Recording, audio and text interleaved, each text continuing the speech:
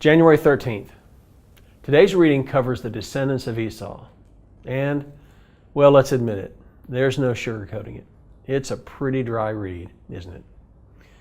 Why would these names be listed like this? What possible benefit is it to us today to have this list of names recited? It is so boring, right? Yes, it is. But it helps us to understand the unique benefit that such a list like this brings. Jewish history and literature is precise and very concerned with dates, names, and specific details. The ancient Jewish emphasis on record keeping is actually invaluable. And these biblical accounts are some of the most accurate recording of anything that took place in that time period. In some cases, the biblical records, such as these lists, are the only surviving record of events of that area and time period. And this level of detail speaks volumes to the accuracy of Scripture. Time and again, archaeological finds confirm the Bible's accuracy because of lists such as these found in today's reading. The Bible is historically testable, and it's repeatedly hailed as the single most accurate source document of history.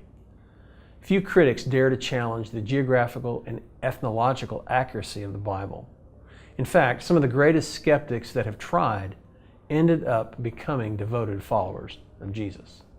This level of detail found in today's reading also gives an indication as to God's expectation of humanity's obligation to heed His Word.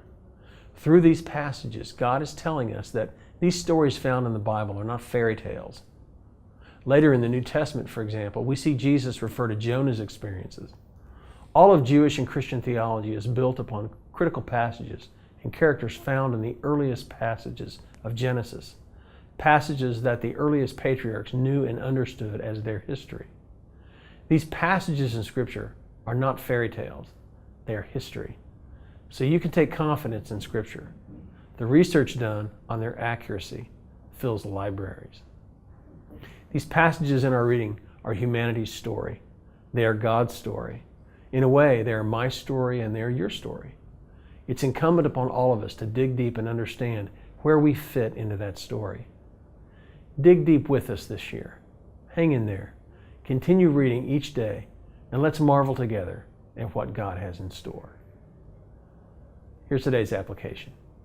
God's expectations of you are high, and His investment in you is substantial.